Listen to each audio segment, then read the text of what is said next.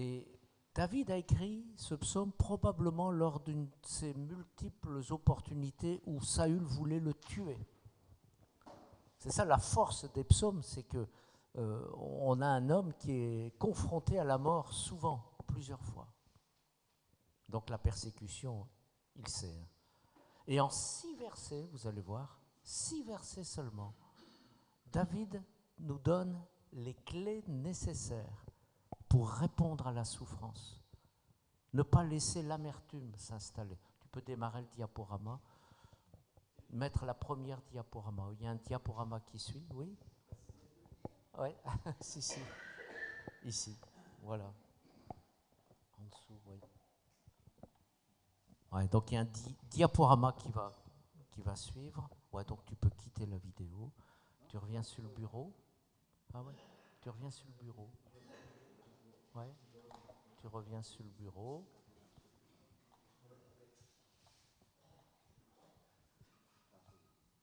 C'est bon?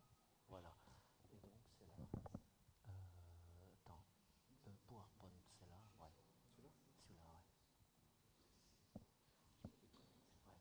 Je l'ai dit à Naomi tout à l'heure. Ouais. Voilà. Ça va aller, tu vas voir. Voilà. Hop. Hein, je m'accompagne toujours d'un petit diaporama. Donc vous allez voir, ce psaume 13 nous donne les clés. Hein, vraiment les clés pour passer de l'amertume à la souffrance. Et je vois 3 objectifs dans cette prédication. Ouais, voilà, c'est bon. De l'amertume à la joie. C'est la vieillesse. J'ai eu 70 ans quand même cette année. Voilà, de l'amertume à la joie. Je vois 3 objectifs. 1, que notre cœur pour l'Église persécutée grossisse, augmente, s'élargisse. Pour qu'en fait, on ne pense pas à l'Église persécutée seulement une fois par an, mais que ça soit quelque chose qui est là en nous toute l'année. D'ailleurs, à la fin, je vais proposer de la prière à faire tout au long de l'année. Hein. Ça, c'est un premier objectif. Que cet amour de l'Église persécutée soit gravé dans nos cœurs. 360 millions de chrétiens souffrent de la persécution forte. D'accord ? Deuxième objectif, le témoignage de l'Église persécutée nous parle et nous redresse, nous adresse un message. Et donc si on est dans le combat quelquefois avec la rancœur, l'amertume, ce message est pour vous. S'il y a de la rancœur ou de l'amertume qui nous habite de temps à autre, ce message est pour nous. Et troisièmement, l'Église persécutée actuellement nous prépare pour nous sommes peut-être à l'aube d'une persécution qui va nous atteindre aussi. Il ne faut pas qu'on soit balayé. Et là, voilà, ce message est pour nous, parce qu'il nous prépare pour ces temps futurs. Et si des chrétiens qui ont tout perdu arrivent à trouver la joie en Christ, alors nous pourrons nous aussi trouver cette joie dans le Christ. Oui, la suivante, Samuel, oui, je te ferai un petit signe comme ça, voilà. La suivante, c'est bon, l'introduction, voilà. Donc la Bible ne manque pas d'exemples de personnes qui ont souffert pour le nom de Dieu. Hein. On pense bien sûr à Job qui a tout perdu, toute sa famille, tous ses biens. Hein, c'est le premier exemple qui nous vient à l'esprit, Job. On pense à la mort atroce d'Étienne, lapidé. On pense aussi à Paul qui a été battu, lapidé, emprisonné. Hein. Donc à différents degrés, pour différentes raisons, on est tous concernés par la souffrance. La perte d'un proche, la maladie, un divorce douloureux, des enfants qui s'éloignent de la foi, le rejet, les conflits, voilà. Impossible de l'éviter. La souffrance fait partie de notre quotidien. Et la Bible n'a jamais dit qu'on allait être épargné par la souffrance. Jamais. Hein ? D'accord. Alors la raison de la souffrance, c'est une grande question de la vie humaine, elle l'a toujours été, elle l'est toujours encore aujourd'hui. Et dans le cas des chrétiens persécutés, la souffrance fait partie du prix à payer pour suivre Jésus dans un monde qui le rejette. Comment réagir face à cette souffrance? Quelle attitude adopter lorsqu'elle se manifeste? Comment ne pas sombrer dans l'amertume, la déception ou le désespoir? Et la Bible nous apporte des réponses. Alors on va lire ensemble le psaume 13. Je peux y aller? Voilà. Jusque à quand, Éternel, m'oublieras-tu sans cesse? Jusque à quand me cacheras-tu ton visage? Jusque à quand aurai-je des soucis dans mon âme et chaque jour des chagrins dans mon cœur? Jusque à quand mon ennemi s'attaquera-t-il à moi? Regarde, réponds-moi, Éternel mon Dieu, donne la lumière à mes yeux, afin que je ne m'endorme pas du sommeil de la mort. En effet, mon ennemi pourrait dire, je l'ai vaincu, mes adversaires se réjouir en me voyant ébranlé. Moi, j'ai confiance en ta bonté. J'ai de la joie dans le cœur à cause de ton salut. Je veux chanter en l'honneur de l'Éternel, car il m'a fait du bien.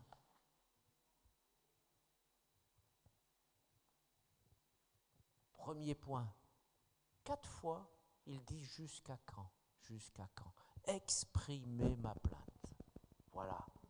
Une première clé. Être capable d'exprimer sa plainte. David épanche son cœur devant Dieu. 4 plaintes assez directes, qui peuvent sembler accusatrices, mais qui ressemblent d'assez près à ce que nous pouvons ressentir, nous, face à la souffrance, si on est honnête. Et c'est là la force du livre des psaumes. C'est là la force du livre des psaumes. Comme l'a écrit un chrétien persécuté, le livre des psaumes est l'un des livres les plus lus, les plus appréciés de la Bible. Alors que la plupart des textes bibliques nous parlent, les psaumes parlent pour nous. Ils expriment nos sentiments les plus profonds.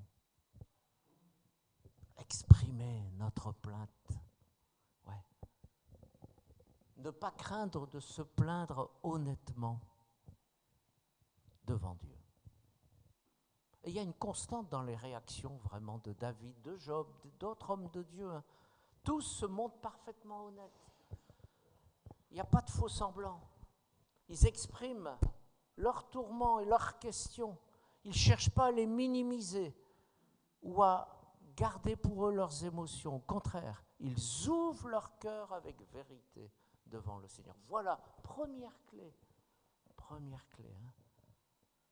Job disait, c'est pourquoi je ne me retiendrai pas, je parlerai dans la détresse de mon esprit, je me plaindrai dans l'amertume de mon âme. C'est l'amitié qui les lie à Dieu qui leur donne cette audace. Ils sont tellement proches de Dieu qu'ils se sentent libres de s'exprimer ouvertement. Identifier et reconnaître nos sentiments. David a identifié avec ses 4 jusqu'à quand les différents sentiments qu'il éprouve et qui sont douloureux pour lui. Alors il a exprimé à la fois un sentiment d'être abandonné, oublié, un sentiment d'être rejeté, privé de la faveur de Dieu. Il a exprimé le poids de ses soucis et des chagrins qui remplissent son âme. Et il a exprimé aussi sa crainte d'être maltraité et humilié par les autres.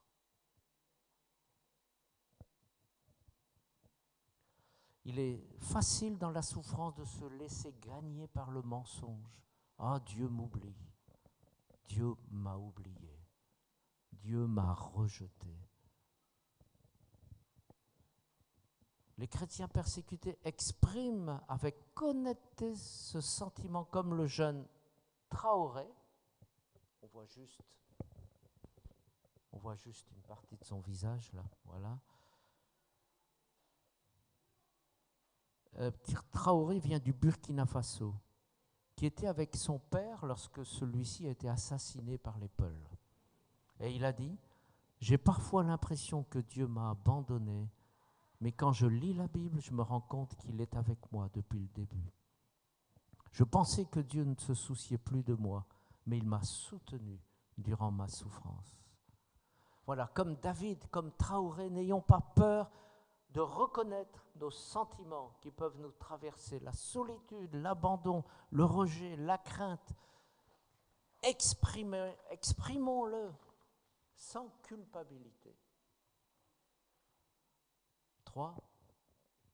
Éviter le cercle vicieux de la souffrance et de l'amertume. Si on garde ces sentiments enfouis en nous, si on préfère les ignorer ou les cacher plutôt que de les assumer, alors là, ils peuvent facilement enraciner l'amertume dans nos cœurs. Et ces racines d'amertume, qu'est-ce que ça produit ?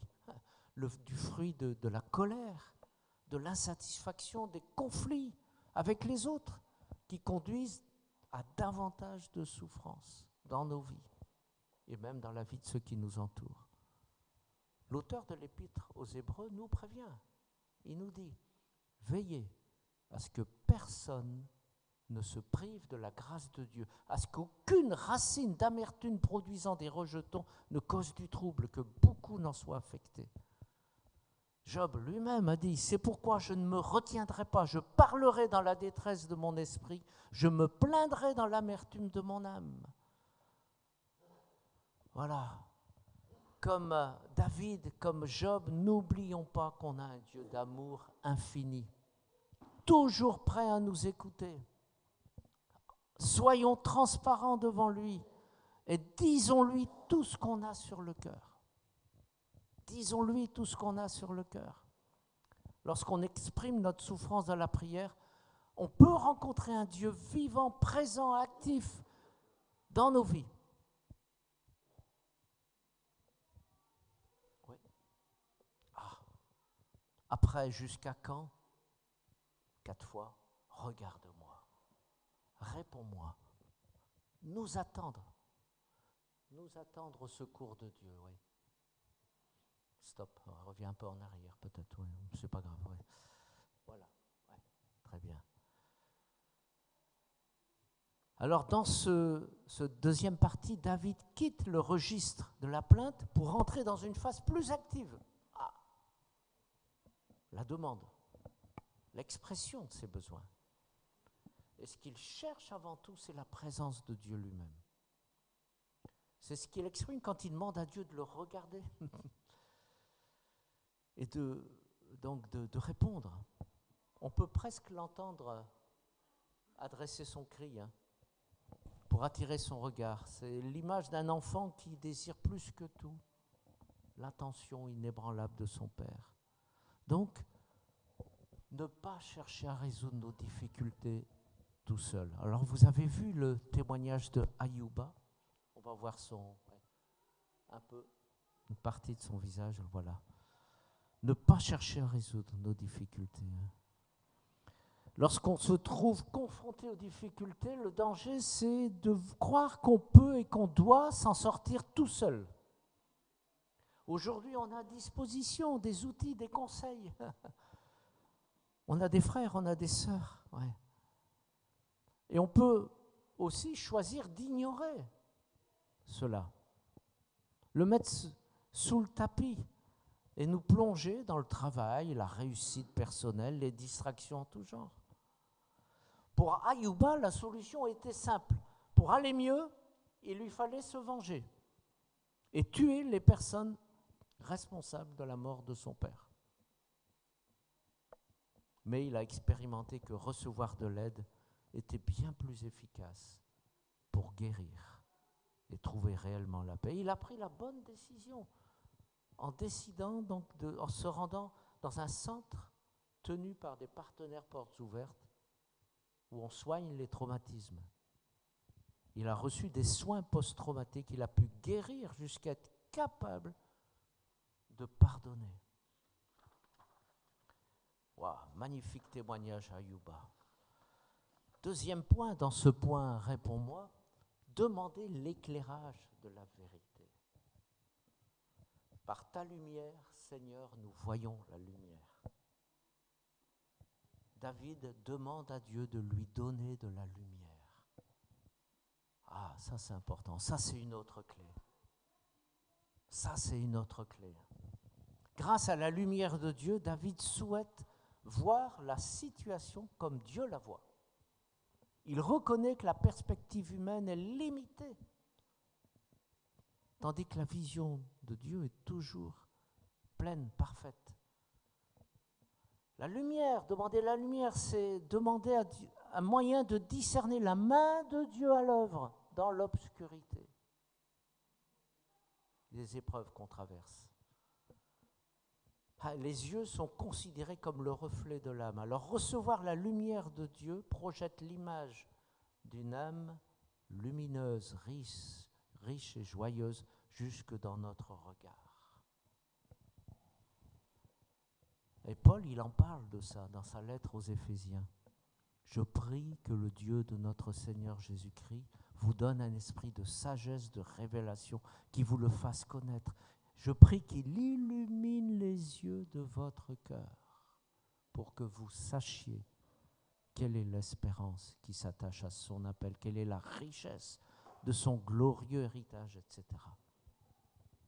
Donc on est encouragé là à demander la lumière de Dieu pour avoir sa perspective sur notre situation et ne pas perdre de vue sa souveraineté, même quand on avance au milieu des ténèbres, et pour qu'on garde l'espérance.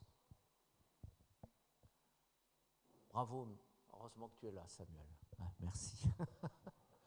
Ne pas sombrer dans le sommeil de la mort. Ben oui. Oui. David a été souvent à la frontière de la dépression totale et du désespoir. C'est très parlant, hein, cette parole. On ressent l'inquiétude de David de glisser dans le vide du désespoir, de la dépression. Et cette crainte est légitime. Sans la lumière du Dieu de vérité pour nous éclairer, tel un phare qui perce la brume du désespoir, la navigation dans les eaux troubles de la souffrance et de l'amertume est très dangereuse. Sans la lumière qui donne vie, nos âmes peuvent se noyer dans les profondeurs de la désolation. Alors, troisième point. Après, réponds-moi. Moi, j'ai confiance en ta bonté. Waouh. On pourrait penser qu'il s'est passé des années entre le début du psaume et la fin, mais non. Il ne s'est pas passé des années. Est-ce que ça vous est déjà arrivé? Vous répandez votre plainte, vous comptez, vous déclarez votre secours en Dieu. Ça m'est arrivé cette semaine où j'ai dû un moment lutter contre une fatigue spirituelle et qui faisait perdre ma joie. J'ai déclaré, j'ai proclamé, Seigneur, je me confie en toi. Et j'ai retrouvé la joie. Donc dans les instants qui suivent, nos plaintes qu'on répand devant Dieu, notre attente de son action, nous pouvons expérimenter déjà son secours. Moi, j'ai confiance en ta bonté. Quel contraste entre ce dernier verset et les premières lignes du psaume. C'est une joie qui ne dépend pas des circonstances. C'est une joie qui ne dépend pas des circonstances. Alors on aspire tous, bien sûr, à une vie où les problèmes se règlent. Vous êtes d'accord, hein? On aspire tous à ça. On a des problèmes, on a envie qu'ils se règlent. Hein? Où la souffrance est limitée, où les circonstances nous sont favorables. Il est légitime d'attendre cela, hein, comme des enfants qui espèrent des bonnes choses de leurs parents. C'est aussi ce qu'attendait David.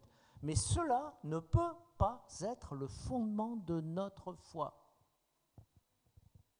La seule réponse de Dieu aux prières n'est pas le fondement de notre foi. Le fondement de notre foi, c'est qui est Dieu? Dieu est amour. Et je l'aime, j'apprends à l'aimer en toutes circonstances. Comme David l'exprime, notre joie et notre reconnaissance sont la réponse à qui est Dieu, au salut qu'il nous donne.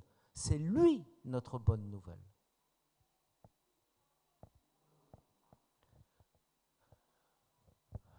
Chanter en toute situation, l'exemple d'Awel. Alors je vais rapidement, parce que je vois qu'il est quand même déjà midi, donc on va avoir un léger retard. Bon. Awel, c'est incroyable, Awel. Awel, c'est incroyable. Il était en prison pour sa foi 15 ans. 15 ans, vous imaginez? 15 ans. Et en prison, il apprend à louer Dieu, il a la victoire. Il apprend à louer Dieu. Il apprend, d'ailleurs ça a complètement étonné les partenaires de Saint-Jol, mais il sort de prison après 15 ans. Il est marié, il a des enfants. Il sort de prison, il s'aperçoit que sa femme et ses enfants l'ont oublié. Ils ne veulent plus de lui. Vous connaissez une pire situation que celle-là? Vous en connaissez une pire? Oublié par sa femme et ses enfants en sortant après 15 ans de prison. Et donc, il était au bord de la dépression. Il a été au bord de la dépression, ça c'est clair. Hein? Et il s'est dit, qu'ai-je fait pendant ces 15 ans en prison? J'ai loué à rien. Ça n'a servi à rien. Il était déçu, il doutait de ses capacités. Il s'est mis à douter de la bonté de Dieu. Il se disait, ma vie est pleine de désespoir. A-t-elle encore un sens? Il est rentré dans la plaine de l'amertume, au bord de l'étang de la dépression. Mais Awel, il a fallu qu'il comprenne le plan de Dieu, le vrai sens de son existence. Celui que Jésus nous rappelle dans Matthieu 22, le plus grand commandement, c'est d'aimer Dieu par-dessus tout. C'est ça le sens profond et le but de nos vies. Alors il a accepté cette traversée de la vallée de l'ombre de la mort. Il a recommencé à vivre pour Dieu. Et il a même dit, j'ai appris à découvrir un chant pour chaque circonstance. Un chant pour chaque circonstance. La circonstance de la joie, d'une bonne nouvelle, et la circonstance de l'épreuve, de l'adversité.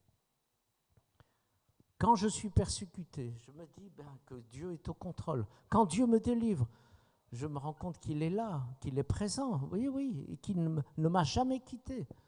Dieu est bon en toutes choses. Donc quand la persécution vient, je chante. Quand Dieu me délivre, je chante aussi. J'ai un chant pour chaque circonstance.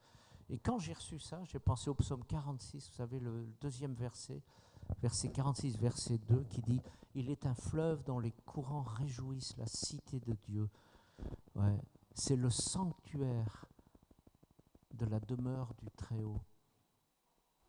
Ce sanctuaire n'est pas ébranlé. Ce sanctuaire, Dieu le secourt chaque matin. Ce sanctuaire, c'est nous.